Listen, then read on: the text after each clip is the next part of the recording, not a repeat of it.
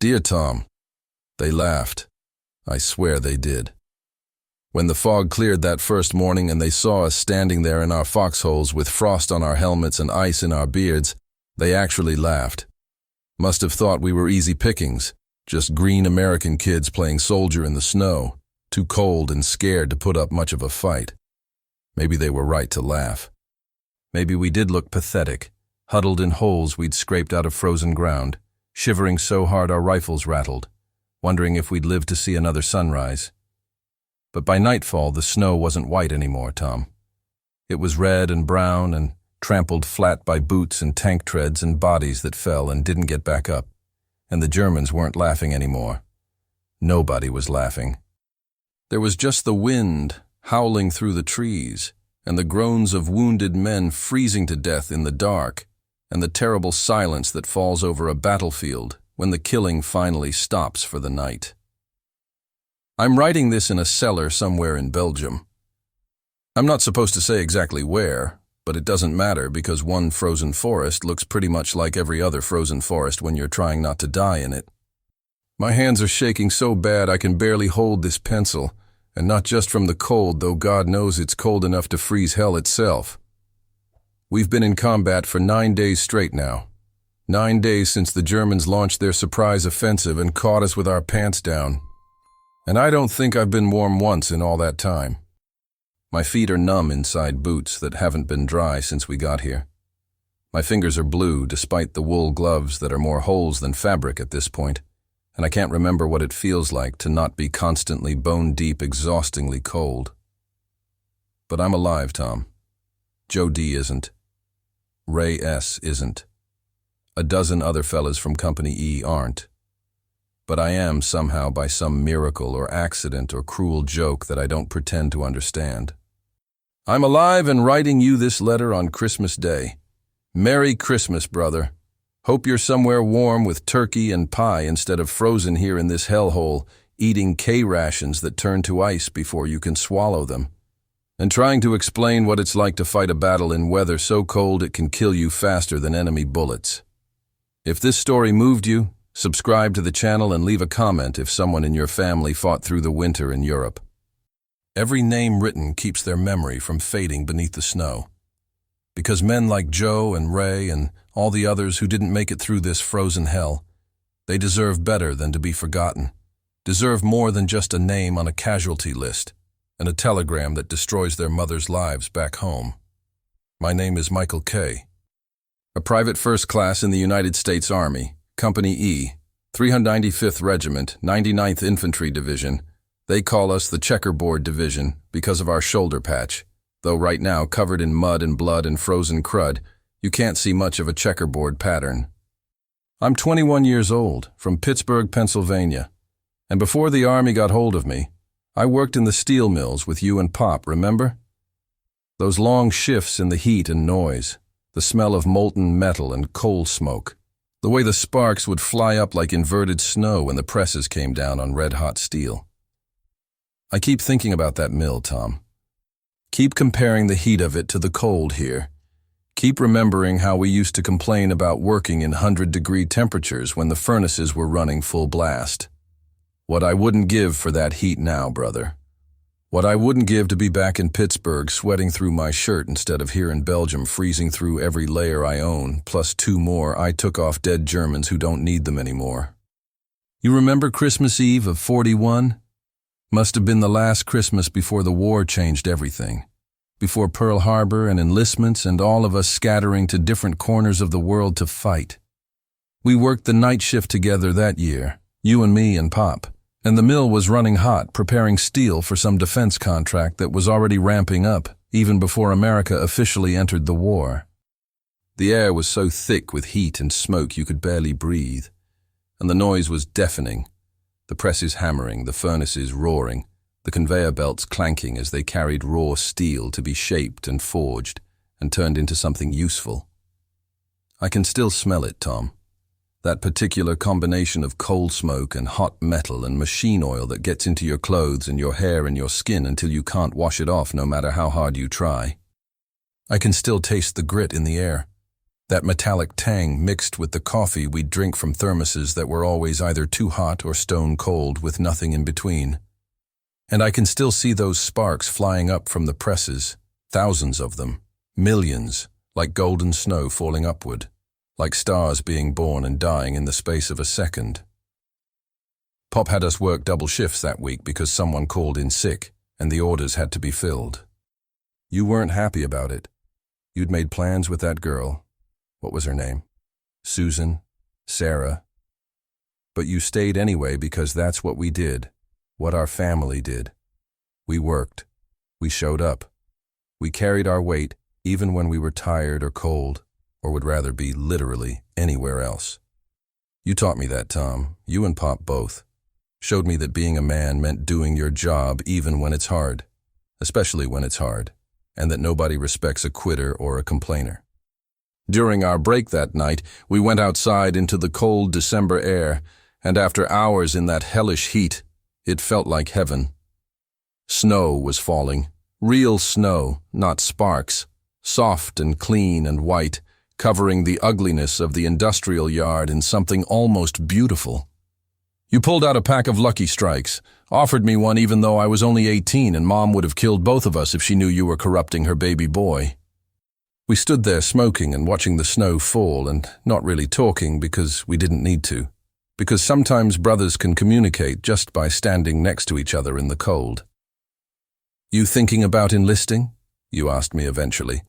And I shrugged because I hadn't been, but now that you mentioned it, maybe I was. Navy's not so bad, you said. 3 squares a day, regular pay, chance to see the world. Better than breathing coal dust for the rest of your life. I nodded like I agreed, but honestly, Tom, I wasn't sure. The mill was all I knew. Pittsburgh was home. And the idea of leaving, of going off to fight a war that seemed so distant and unreal despite the newsreels and the radio broadcasts, it scared me more than I wanted to admit. You enlisted 2 weeks later. Shipped out for basic in January. And by March you were on a destroyer escort running convoy duty in the North Atlantic, hunting U-boats and dodging torpedoes and writing letters home about how cold it was on the open ocean. I stayed in Pittsburgh, kept working the mill, kept living that same life we'd always lived. But everything felt different with you gone. The heat felt hotter, the work felt harder, and every time I saw Mom looking at your empty chair at dinner, I felt guilty for still being there, still being safe, while you were out there risking your life. I enlisted in May of '42, couldn't stand sitting around anymore while my brother was fighting. Told myself I was doing it for all the right reasons, patriotism, duty, the defense of freedom and democracy and all those noble words they use to make killing sound righteous. But honestly, Tom, I was doing it for you. To prove I was as tough as my big brother, to show I could handle whatever the world threw at me. To earn the right to stand next to you as an equal instead of always being the kid brother who needed protecting. They sent me to infantry. Guess my test scores weren't good enough for anything technical. Or maybe they just needed bodies to fill holes in rifle companies. Basic training at Fort Benning, then more training in England, then finally deployment to Belgium just in time for the Germans to launch their winter offensive and catch us completely by surprise. And now here I am. 9 days into the biggest battle of my life, learning that all those shifts in the steel mill didn't prepare me for this kind of heat or this kind of cold. I need to tell you about Joe D. Before I tell you how he died, because he deserves more than just being a name in a story about a battle.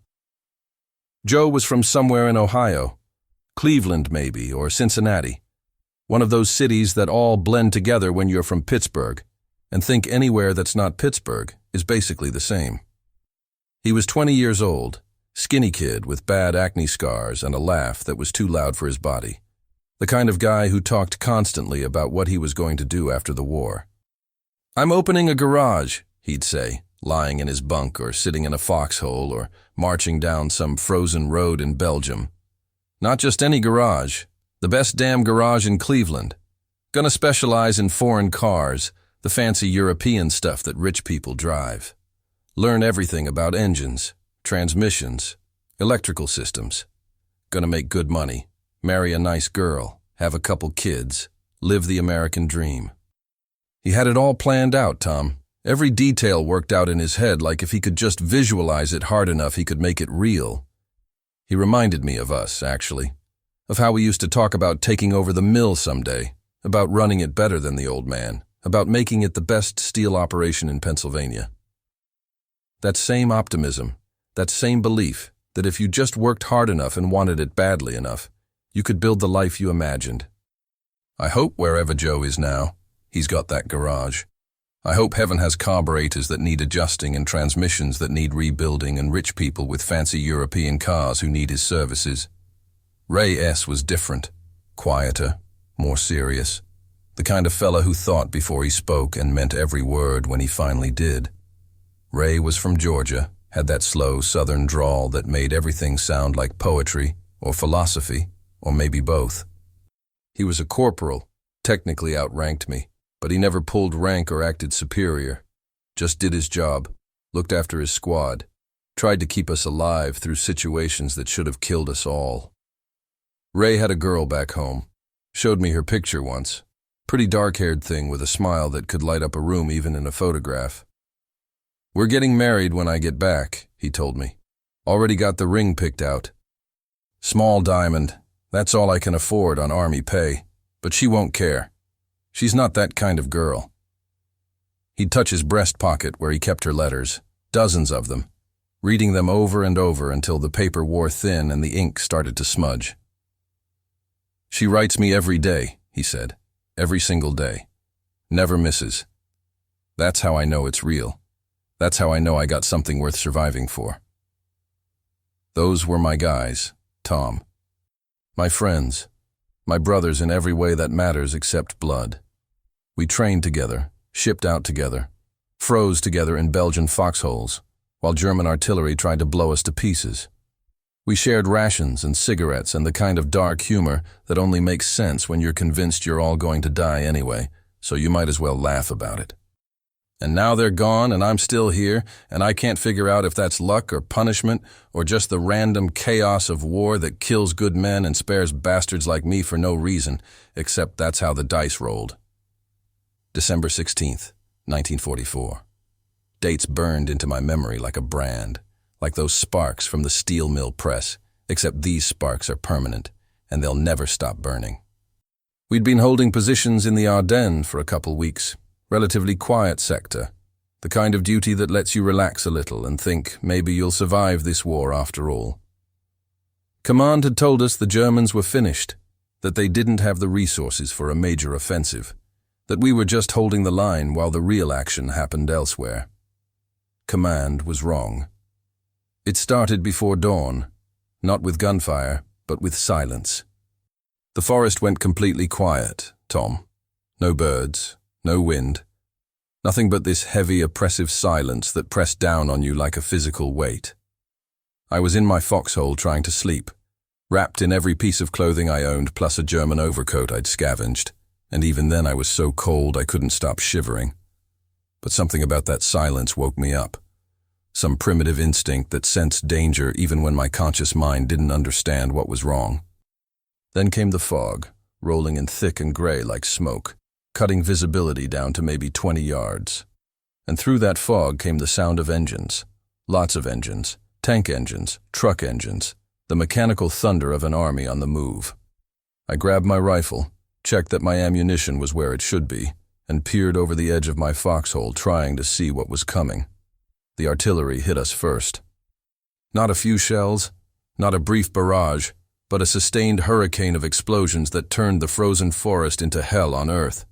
Trees exploded into splinters, the ground erupted in geysers of dirt and snow and shrapnel, and the noise was so loud it stopped being noise and became something else, something you felt in your bones and your teeth and your soul. I pressed myself into the bottom of my foxhole, hands over my ears, mouth open so the pressure wouldn't burst my eardrums, praying to God or fate or whoever was listening that a shell wouldn't land directly on me and turn me into paste. The barrage lasted maybe 15 minutes but felt like hours. When it finally stopped, the fog was even thicker. Not natural fog anymore, but smoke from all the explosions, mixed with that acrid chemical smell of high explosives. My ears were ringing so loud I could barely hear, and when I looked around, I saw that half our positions had been destroyed, foxholes collapsed, men buried or worse. Then through the smoke came the Germans, not slowly, not cautiously, but in a massive assault wave. Infantry in white winter camouflage that made them almost invisible against the snow, supported by tanks, big Panther and Tiger tanks that crashed through the forest like prehistoric monsters. And they were yelling, Tom, yelling and cheering like they'd already won, like we were just an inconvenience they'd sweep aside on their way to wherever they were going. That's when I heard the laughter.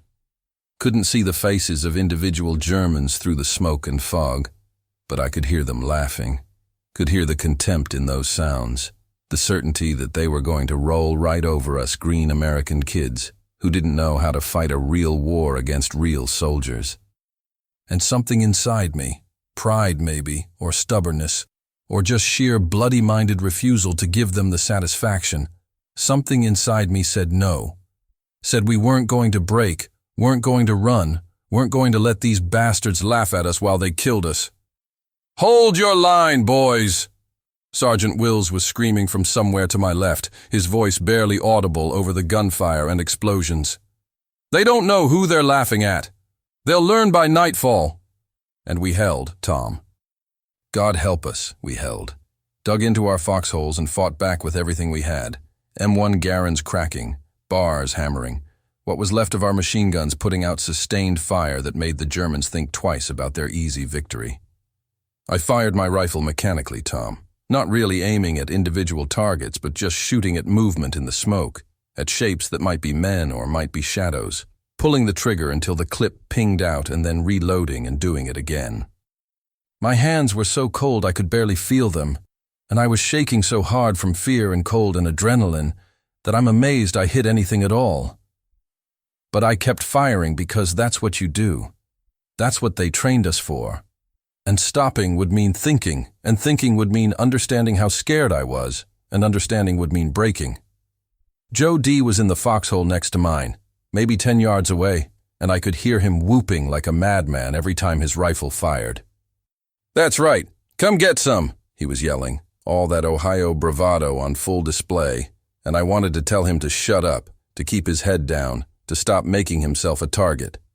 But before I could say anything, a German machine gun found his position, and the whooping stopped, and when I looked over I saw him slumped at the bottom of his foxhole with blood spreading across the snow.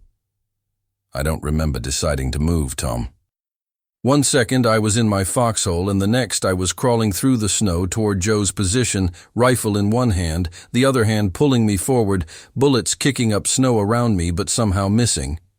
I tumbled into his foxhole and pulled him close, and he was still alive but barely, chest torn up by machine gun fire, blood bubbling from his mouth with every breath.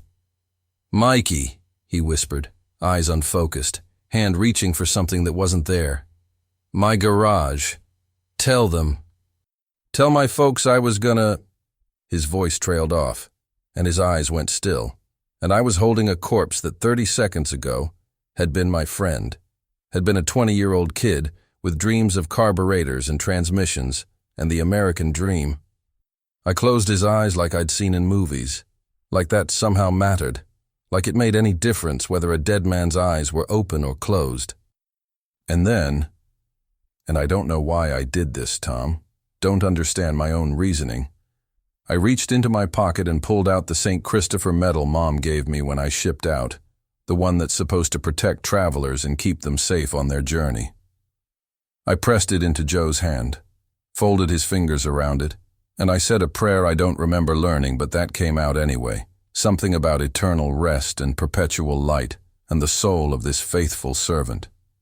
Only later, after the battle, did I realize what I'd done, that I'd given away the one piece of home I had left, the one physical connection to Mom and Pittsburgh, and everything I was fighting to get back to.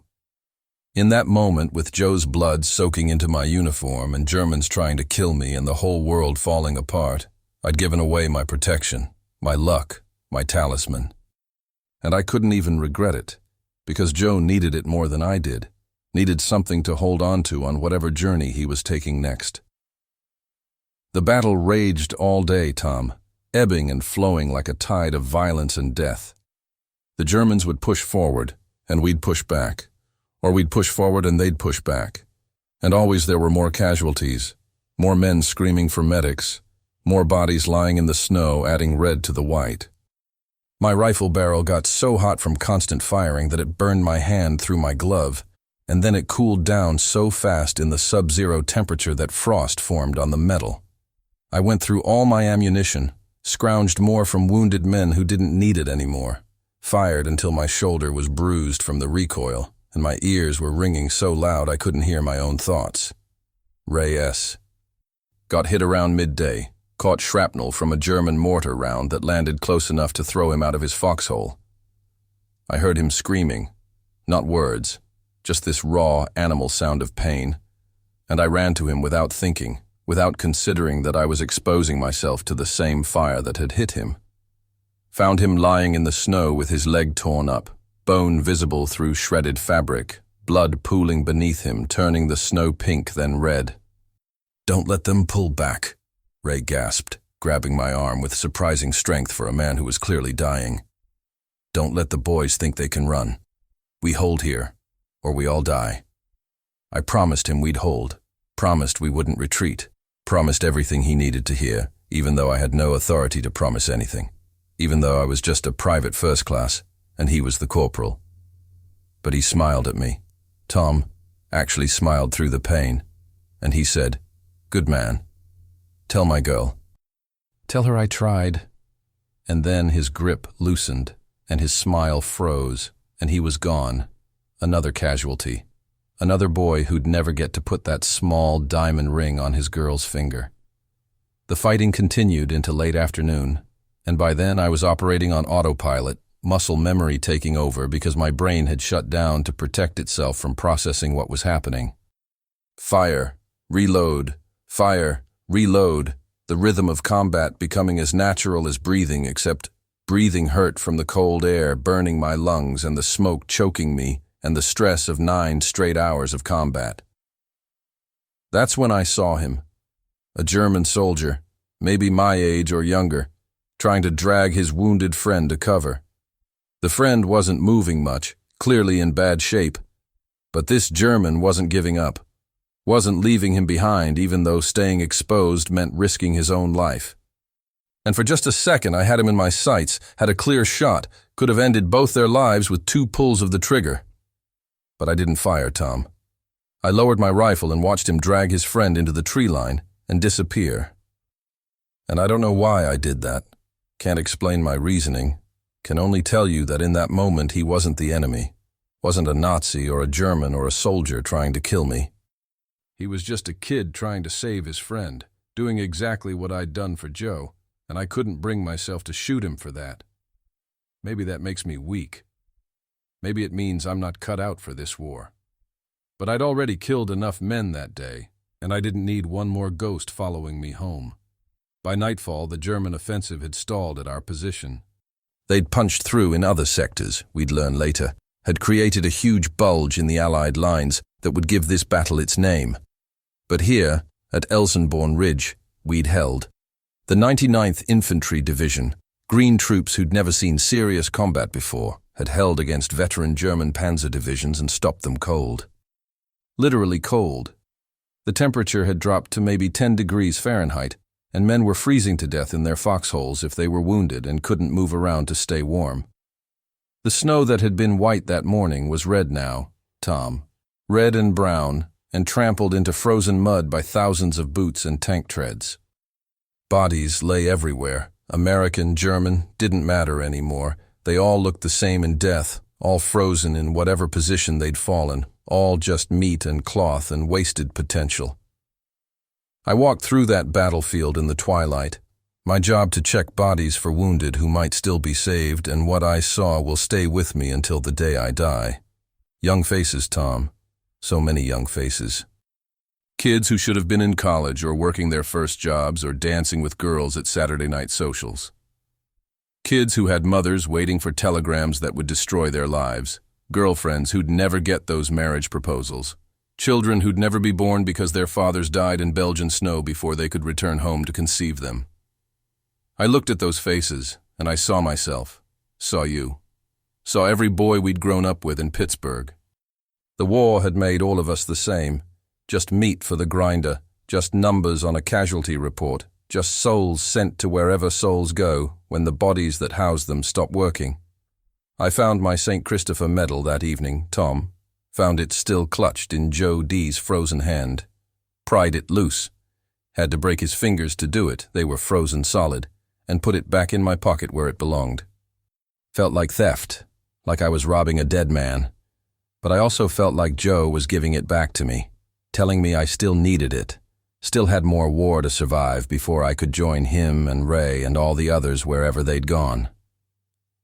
The Germans never laughed again after that first day. The offensive continued for weeks, some of the bloodiest fighting of the entire war. But that initial contempt they'd shown was gone. They'd learned we weren't easy pickings, weren't going to fold just because they'd surprised us and outnumbered us and hit us when we were cold and tired and green. We'd shown them that Americans could fight, could hold ground, could trade lives if that's what it took to stop an advance. But the victory felt hollow, Tom. We'd won this battle, held this ridge, but the cost was staggering. Company E started that morning with maybe 140 men. By nightfall, we had maybe 70 still able to fight. 70 cold, traumatized, exhausted survivors who'd seen things no human should see and done things no human should have to do. We'd turned the Germans' laughter into red snow, but we'd paid for it with the best parts of ourselves. That night, we dug in deeper, reinforced our positions, tried to get warm enough to function. The temperature kept dropping, and frostbite became as dangerous as enemy fire. Men lost toes, fingers, ears to the cold. Some guys went crazy from the combination of combat stress and hypothermia, started babbling or crying or just staring at nothing with empty eyes. The medics did what they could, but there's only so much field medicine can accomplish when you're 30 miles from the nearest hospital and the roads are controlled by Germans. I sat in my foxhole wrapped in every piece of fabric I could find, shivering so hard my teeth chattered and my whole body ached from the muscle contractions. Tried to eat a K ration, but the food was frozen solid, had to hold it inside my jacket for 20 minutes before it was soft enough to bite. Drank water from my canteen that was half ice, letting the slush melt in my mouth, feeling it freeze my throat on the way down. Thought about that steel mill, about the heat and the sparks and the misery of sweating through a shirt in 100-degree temperatures, and I would have traded anything to be there instead of here. Christmas came and went in that frozen forest. Someone tried to organize caroling on Christmas Eve, but the songs died in the cold air, and besides, most of us couldn't remember the words, or didn't feel like celebrating while sitting in a hole waiting to be killed. The army sent up some hot food on Christmas Day, turkey and potatoes and something that was supposed to be gravy, but it was cold by the time it reached us and tasted like cardboard and despair. I wrote you this letter on Christmas afternoon, Tom, during a brief lull in the fighting. Wanted you to know I was alive. Wanted to tell you about Joe and Ray and what happened here. Wanted to explain that your little brother isn't so little anymore, that he's seen combat now and held his own, and earned the right to stand next to you as an equal, even if that equality came at a price neither of us should have had to pay. I'm different now, Tom.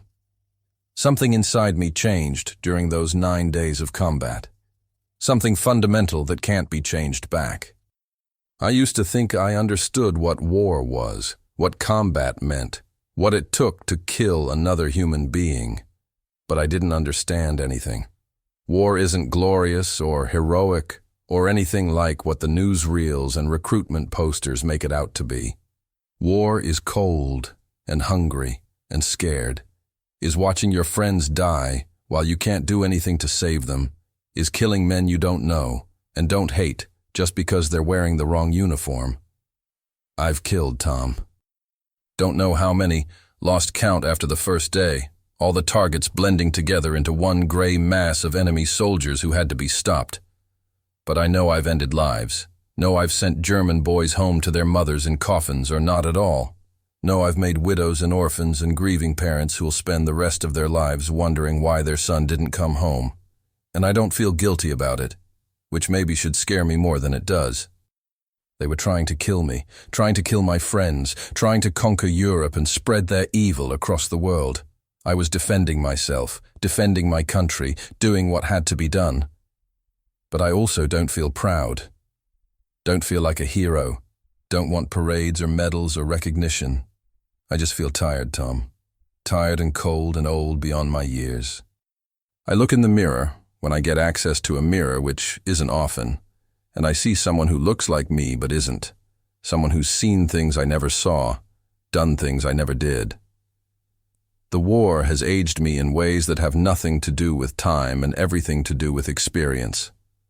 I think about that German soldier I didn't shoot, the one dragging his friend to safety, and I wonder if he survived, if his friend survived, if they're somewhere right now staying warm and eating hot food and writing letters home to their families.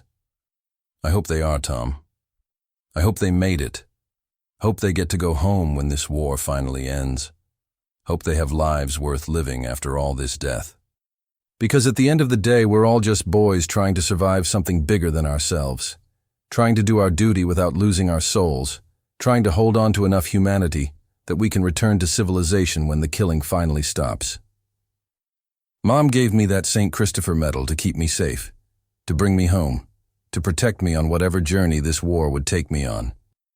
I gave it away to a dead man, and then I took it back, and now it sits in my pocket feeling heavier than any piece of metal that Small should feel.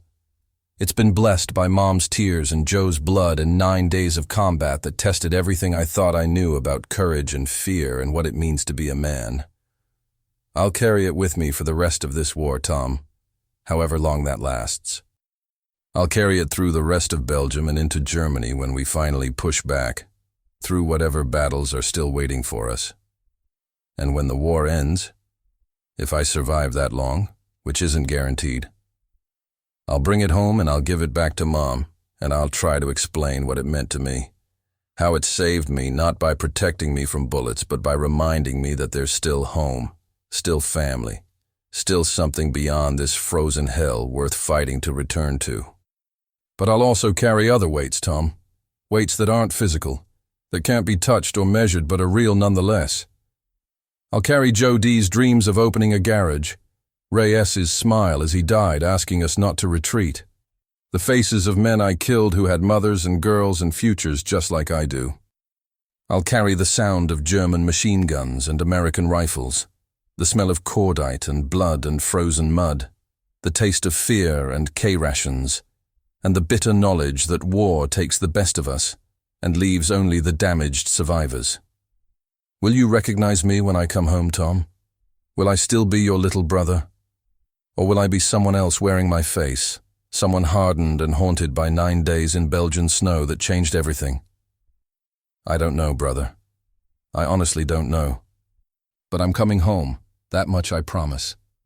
I'm going to survive this war somehow, going to make it back to Pittsburgh and that steel mill and Mom's cooking and the life I left behind. And maybe with time and distance I can become something close to the person I was before the snow turned red. You're out there on the Atlantic, Tom, hunting submarines and dodging torpedoes and fighting your own war that's every bit as dangerous as mine. And here I am in Belgium fighting a different kind of war, but the same war really, the same enemy, the same cause, the same desperate hope that we can end this before it kills us all. We're brothers not just by blood, but by shared experience now, by the knowledge of what war costs and what it takes to keep fighting despite that cost. Do you ever think about those shifts at the mill, Tom? Those long, hot hours that seemed so unbearable at the time, but that I'd give anything to experience now. I think about them constantly, brother. Think about standing next to you at the press. Think about the smell of hot metal and the sound of your voice shouting instructions over the noise. Think about the simple, uncomplicated nature of that work. You showed up, you did your job, you went home. No life or death, no freezing or starving, no watching your friends die. Just honest labor that left you tired but whole, exhausted but untraumatized. I wonder if we'll ever work together again, Tom. If both of us will survive our wars and make it home and pick up where we left off, as if 4 years of killing and dying can just be set aside and forgotten. I want to believe we can, want to think that someday we'll stand side by side at that press again, sweating through our shirts and complaining about the heat and planning what we'll do with our pay. But I also wonder if the war has changed us too much, made us into men who can't go back to simple work and simple lives. Who will carry our ghosts into every job and every relationship and every quiet moment? Maybe that's why I'm writing you this letter, Tom. Not just to tell you I'm alive, not just to share what happened here, but to reach across the distance and the war and the differences in our experiences, to touch something that's still the same. That brotherhood, that bond, that connection that goes deeper than blood, or shared experience or anything the war can take from us. You're my brother. I'm yours. And no matter what happens, no matter what we've done or seen or become, that fact remains true and unchangeable. The war isn't over, Tom. The Battle of the Bulge is still raging, though we've stopped the German advance and started pushing back. There will be more fighting, more cold, more death before we finally reach Germany and end this thing. I don't know if I'll survive it all. The odds aren't great. Infantry casualties are high, and we keep getting thrown into the worst fighting, the places where the line is thinnest and the enemy is strongest. But I'm going to try, brother. I'm going to do everything I can to make it through, to survive long enough to come home and see you and Mom and Pop and all the familiar faces and places I've been dreaming about in foxholes and cellars across half of Europe. And if I don't make it, if the next letter you get is from the War Department with that terrible phrase, "We regret to inform you," I want you to know that I died doing something that mattered, that my death bought time or ground or safety for someone else. I want you to know that I thought about you in those final moments, remembered all those lessons you taught me about being tough and stubborn, and never giving up even when things look hopeless. You made me the kind of man who could stand in a frozen Belgian forest and hold his ground against German tanks, the kind of man who could watch his friends die and keep fighting anyway, the kind of man who earns the right to call himself your brother not just by birth but by action. But I'm not planning on dying, Tom. I'm planning on surviving, on making it through this frozen hell and whatever comes after, on eventually boarding a ship home and seeing the Statue of Liberty in American soil and the familiar skyline of Pittsburgh. I'm planning on walking into that house on 5th Street and hugging Mom until she cries and shaking Pop's hand and hearing him say, "Good work, son," in that gruff voice of his that means more than 1,000 speeches. And I'm planning on standing next to you again, my big brother, who went to war before me and showed me how it was done, and comparing scars and stories and understanding that we're both different now but still the same in the ways that matter. I've learned things here in Belgium, Tom, lessons that have nothing to do with military tactics or how to operate a rifle or where to dig a foxhole for maximum protection. I've learned that courage isn't the absence of fear, but the ability to function despite it, that you can be absolutely terrified and still do your job, still protect your friends, still hold your ground. I've learned that the line between living and dying is thinner than you think, that luck matters more than skill sometimes, that you can do everything right and still die while someone who does everything wrong survives. I've learned that killing is easier than you'd think once you start, that after the first one the rest come almost automatically, that your brain finds ways to distance itself from the reality of what you're doing to protect you from going insane. But I've also learned that even in war, even when killing is necessary and justified, you can still maintain enough humanity to see the enemy as human, to recognize that the men trying to kill you are just boys like you, following orders from old men who started a war they're not fighting in. I've learned what cold really means, Tom. Not the cold of a Pittsburgh winter where you can go inside and warm up, but the kind of cold that gets into your bones and stays there, that makes your fingers stop working and your feet go numb and your brain slow down until thinking becomes difficult. I've learned that you can adapt to almost anything if you have to, that humans are more resilient than we give ourselves credit for, that you can survive on less sleep and less food and less warmth than you ever thought possible. Most importantly, I've learned the value of the men standing next to you in the foxhole. Joe D and Ray S are gone, but their memory keeps me fighting, keeps me from giving up when giving up would be easier. Every man in Company E who's still alive, we're bound together now by shared trauma and shared survival. By the knowledge that we held when we should have broken, that we stood when we could have run, that we turned the Germans' contempt into respect, even if that respect came at a terrible price. There's something about snow, Tom. Something I never understood back in Pittsburgh, when it was just an inconvenience that made your commute harder, or a playground for kids with sleds. Here it's different. Here it's a witness, a blank canvas that records everything, footprints and blood and the scattered detritus of combat. Every morning the snow starts white and clean, covering up yesterday's horror with a fresh layer of innocence. And every day we stain it again, turn it red and brown, mark it with our passage and our violence and our desperate struggle to survive. I wonder if the snow remembers, Tom. If years from now, when this forest is peaceful again and families come here to picnic or hike or just enjoy the beauty of the Ardennes, I wonder if the snow will remember what happened here. If it'll carry some echo of Joe's dreams or Ray's smile or the sound of 1,000 men screaming as they died in the cold. Or does it just melt and return each year fresh and innocent, with no memory of the blood it absorbed or the bodies it covered or the suffering it witnessed? Maybe that's what I want most, Tom. To be like the snow, to be able to return each year fresh and clean with no memory of what came before. To wake up one morning and not immediately think about the war, not check my surroundings for threats, not flinch at loud noises or scan tree lines for German soldiers. To just be Michael K. From Pittsburgh again, the kid who worked in the steel mill and complained about the heat and thought he understood what hardship meant. But I know that's not possible. The snow might forget, but I won't. I'll carry Belgium with me forever, carry the weight of 9 days in December when the Germans laughed, and we showed them why that was a mistake. I'll carry Joe and Ray and all the others, their faces and voices and dreams becoming part of who I am, shaping the man I'll be when this war finally ends. It's Christmas Day as I write this, Tom, though it doesn't feel like Christmas. No tree, no presents, no mom's cooking filling the house with smells that meant home and safety and family.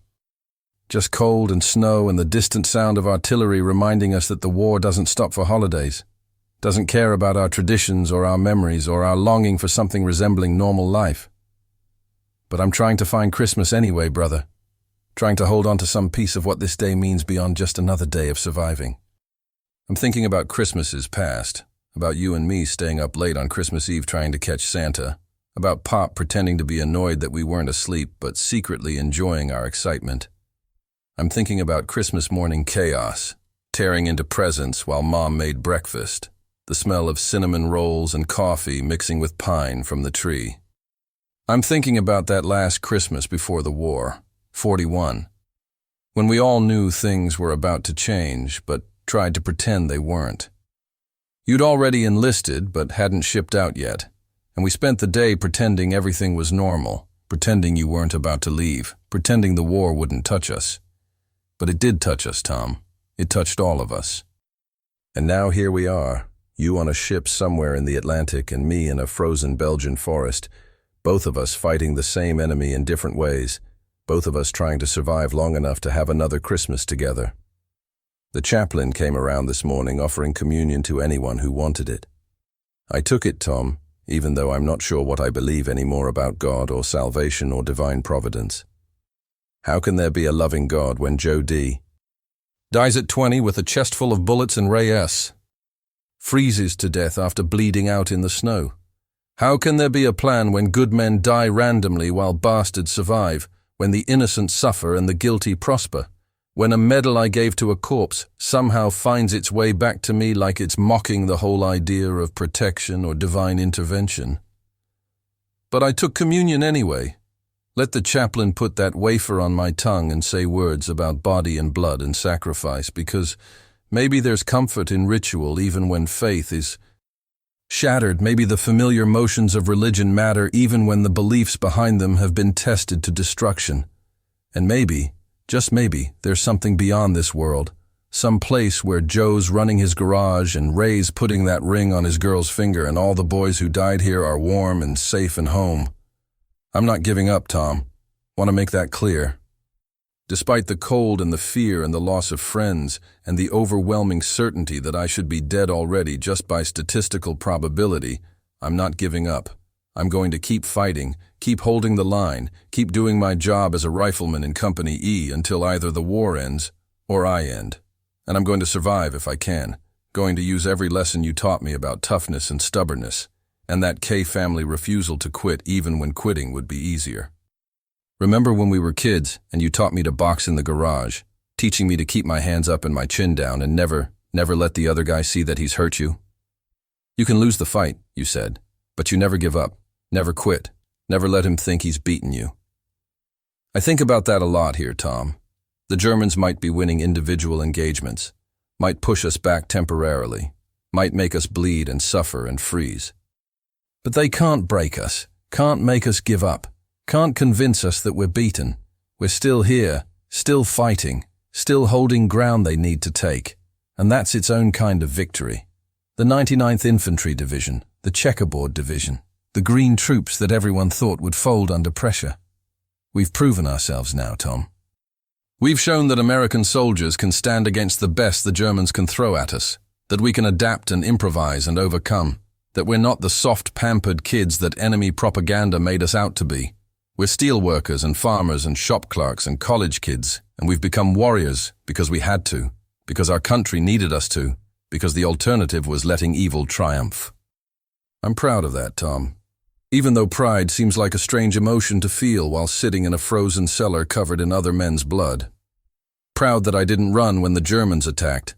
Proud that I held my ground when everything inside me screamed to flee.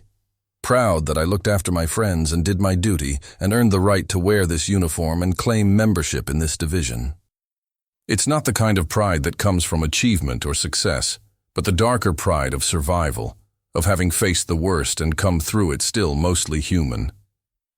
Tell Mom I'm okay, Tom. I know she worries. Mothers always worry.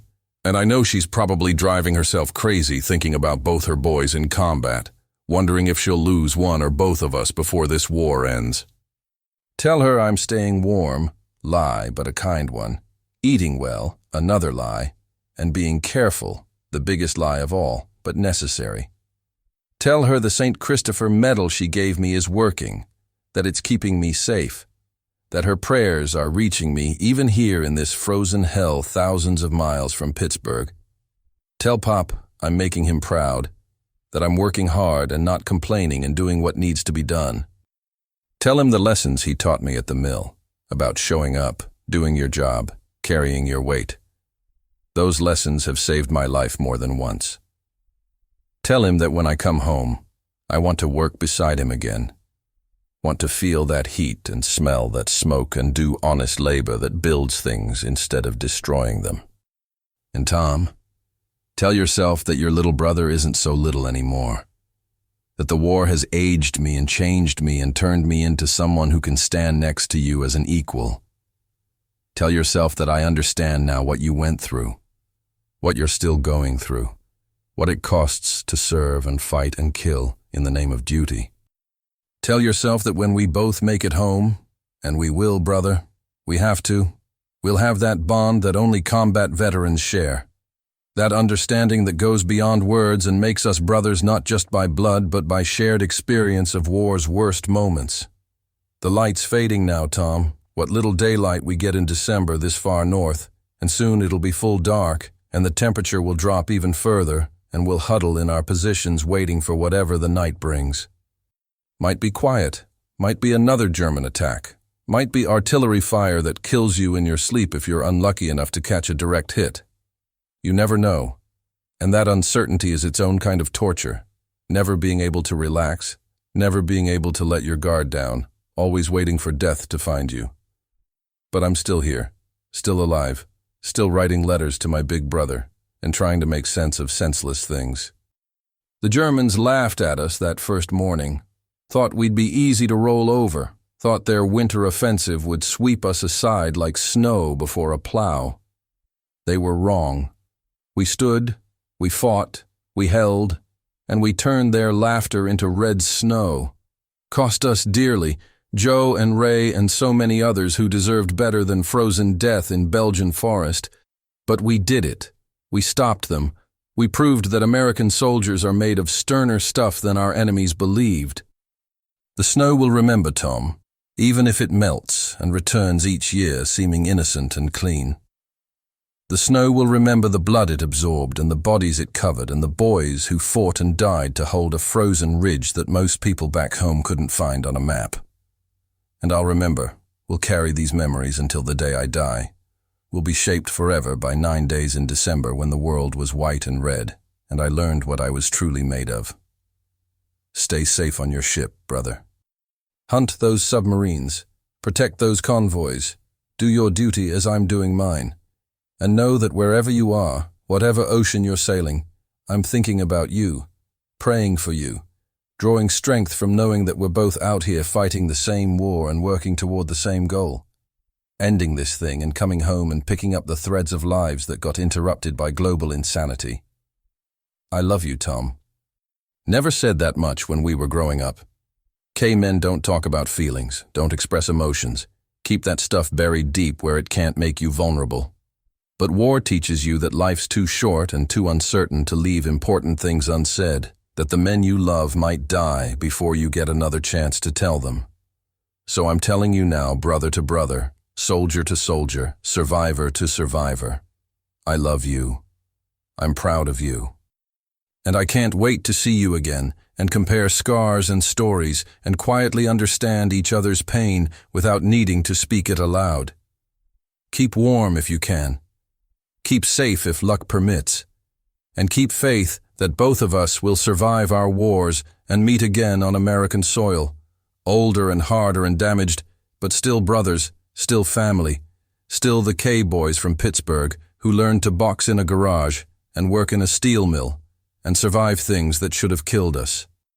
Your stubborn little brother, Mikey PFC Michael K., 99th Infantry Division, Ardennes Forest, Belgium, December 25th, 1944. Found the St. Christopher Medal again, Tom. Joe didn't need it after all. He'd already completed his journey. So I'm carrying it forward, carrying him with me, carrying the memory of what he died trying to protect. The medal's stained now, marked by blood and dirt, and 9 days of the hardest fighting I'll ever know. But it still works, still keeps me moving forward, still reminds me that I've got people waiting at home who love me and want me back. That's more powerful than any blessing, more protective than any prayer. That's what really keeps us alive out here. Not faith in God or country or cause, but faith in the people waiting for us to come home. Michael survived the Battle of the Bulge, though barely. On January 8, 1945, 3 weeks after writing that letter to his brother, he collapsed in his foxhole with pneumonia, his body finally surrendering to the cold it had endured for too long. They evacuated him to a field hospital in France, then to England for recovery, and by the time he was medically cleared to return to duty, the war in Europe was nearly over. He never fired his rifle again, never returned to Belgium, never saw combat after those 9 days that had aged him a lifetime. He came home to Pittsburgh in August of 1945, thin and haunted, coughing from lungs that would never fully recover from the pneumonia and the smoke and the cold. Thomas was waiting at the train station, just returned from his own war in the Atlantic, and the brothers embraced without words, because words weren't necessary. They both carried scars, Michael's visible in his limp and his persistent cough, Thomas's hidden in the way he flinched at loud noises and couldn't sleep without nightmares. They understood each other perfectly. Michael went back to work at the steel mill, standing beside his father and brother at the presses, feeling the heat that had once been unbearable now feel like salvation. But he couldn't stand the sound of the metal presses, couldn't tolerate the crash and bang that too closely resembled artillery fire.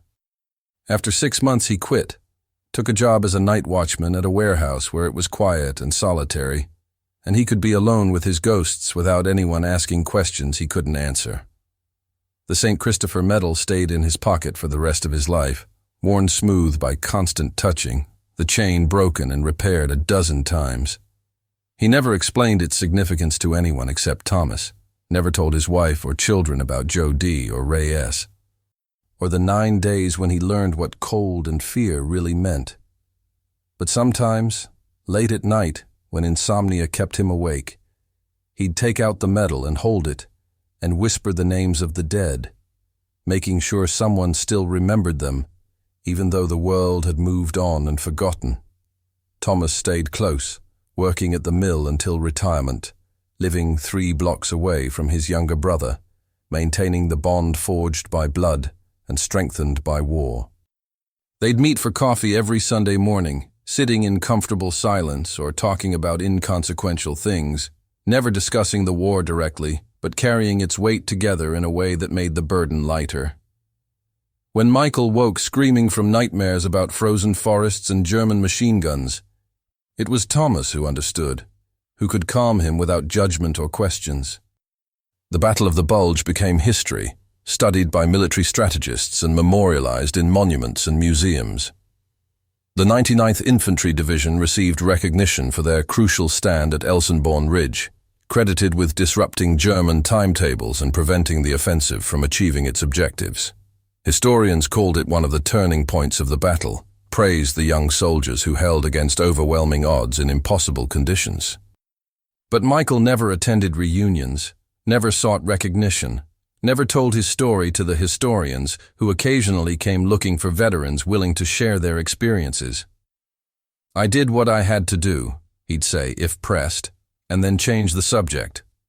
The war had taken enough from him, his health, his innocence, his friends, his ability to sleep through the night.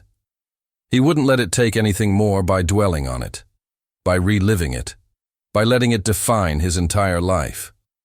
He died in 1989 at the age of 66, his lungs finally giving out after decades of struggling with the damage from that Belgian winter. Thomas was there at the end, holding his brother's hand, and Michael's last words were, "Tell Joe the garage looks good. Tell Ray his girl is beautiful. Tell them the snow finally melted and everything's warm now." Then he closed his eyes and was gone, finally free from the cold that had haunted him for 44 years.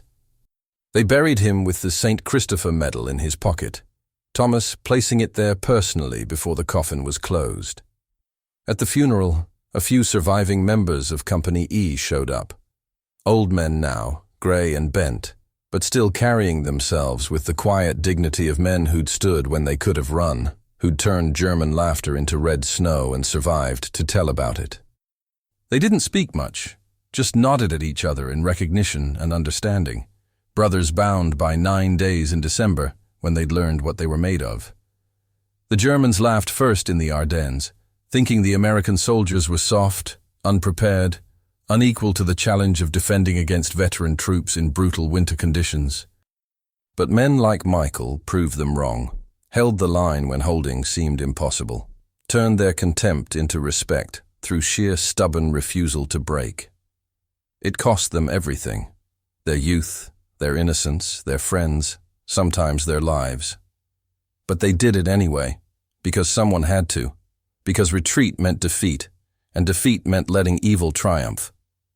If this letter moved you, if Michael's stand in the frozen Ardennes and the sacrifice of Joe and Ray and all the others who held that line deserve to be remembered, subscribe to this channel and leave your like.